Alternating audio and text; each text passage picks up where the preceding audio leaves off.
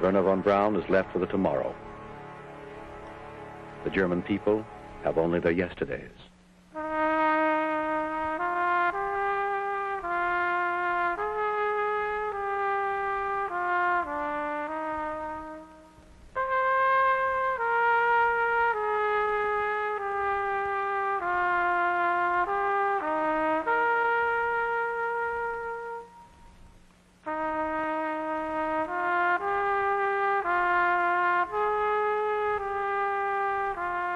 Yesterday morning at 2:41 a.m.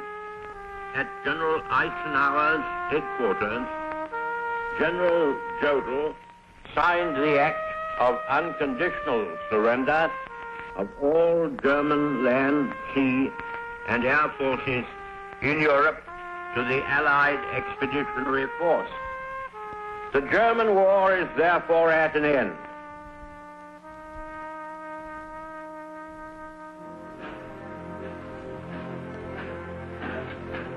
It is the summer of 1945. The world is at peace for the moment.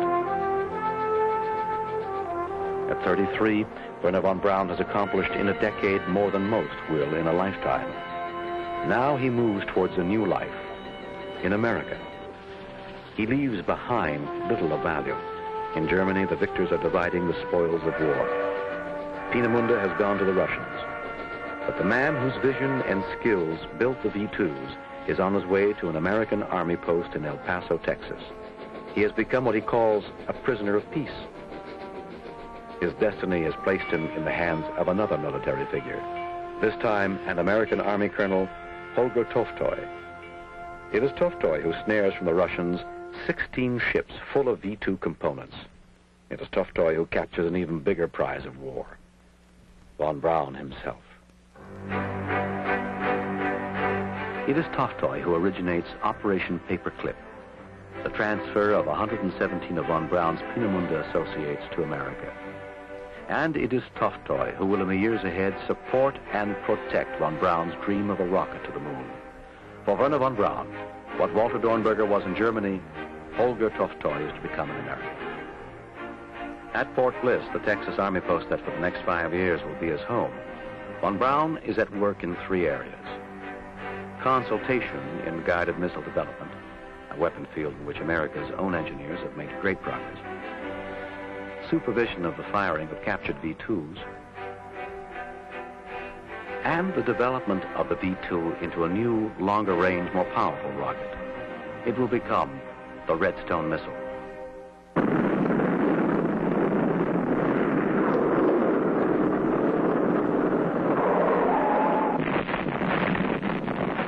On a summer day in 1947, at a test firing at White Sands, a rocket fails. Von Braun is disturbed. There seems to be no apparent cause. A junior technician eventually steps forward. He admits to an error as the cause. Von Braun rewards him with a bottle of champagne. The admission, he says, is a strength, not a weakness, and should be encouraged. His sympathetic understanding of people creates a bond that will command the loyalty of his staff for years to come. Von Braun, whose mistress has always been his work, now feels the need for roots. He's 35. He returns to Germany to marry an 18-year-old cousin, Maria von Quistro, and with her makes America his permanent home. I officially re-immigrated into the United States about 5 years after I arrived in New Mexico. They told us one fine day, so far you were a guest of the Army. But as far as the immigration people is concerned, you have no status here, so you have to go back over to Mexico, to Juarez. And only an American consul general in another country is permitted to give you an entry permit into the United States. I see. So I entered the United States in 1950 for the second time officially via El Paso streetcar, where it says on other people's immigration papers he came via the Queen Mary or by the Mayflower. Mine says on the El Paso streetcar.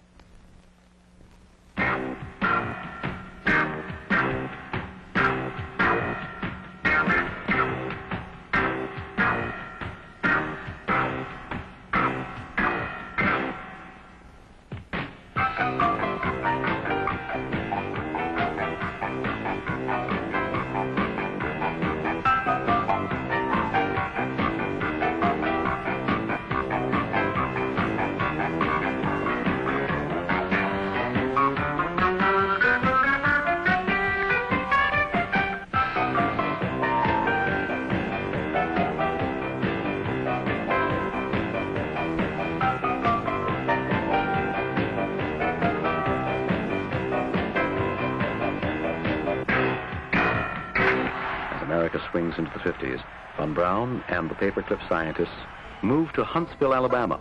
Here they will help bring the United States into the space age.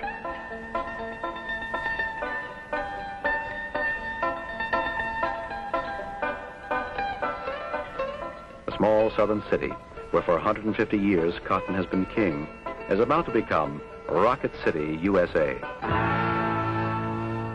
In the years ahead, an army of technicians and scientists will transform the southern character of the city into a curious blend of old and new worlds.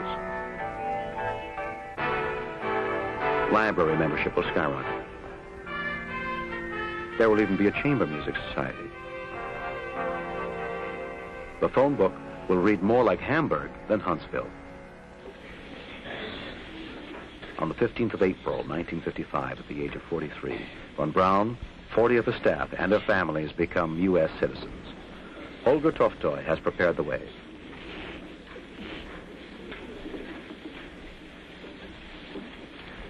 Thank you very much, General Toftoy. This is one of the happiest and most significant days of my life. My former countrymen and myself, who became United States citizens today, are especially grateful to you, General, and the officers of your staff for bringing us over and helping us find a new haven in this country.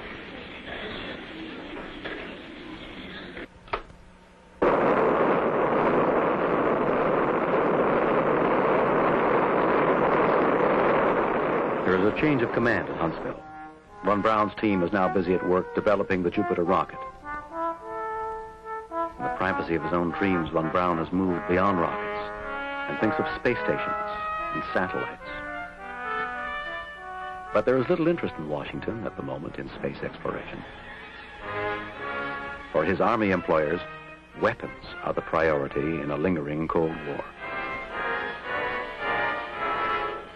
Von Braun nurses the frustration of having become once again a tool for the military.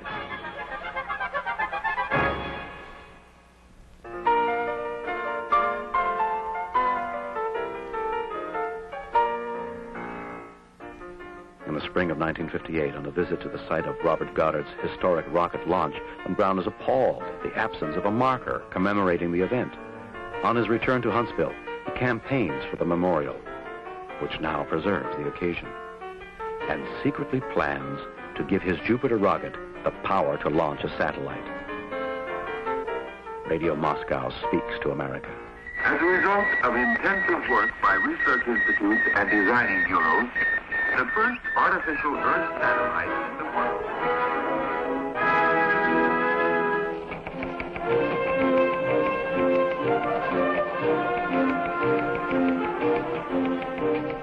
There is panic in Washington on the afternoon of October 4th, 1957, creating a never-ending parade of congressional inquiries and presidential excuses.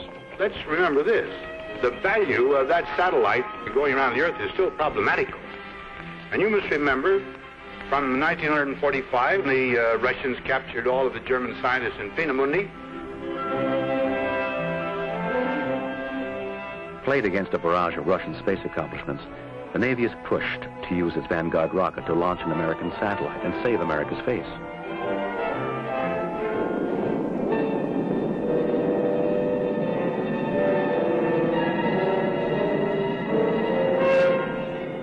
But the Navy isn't quite ready.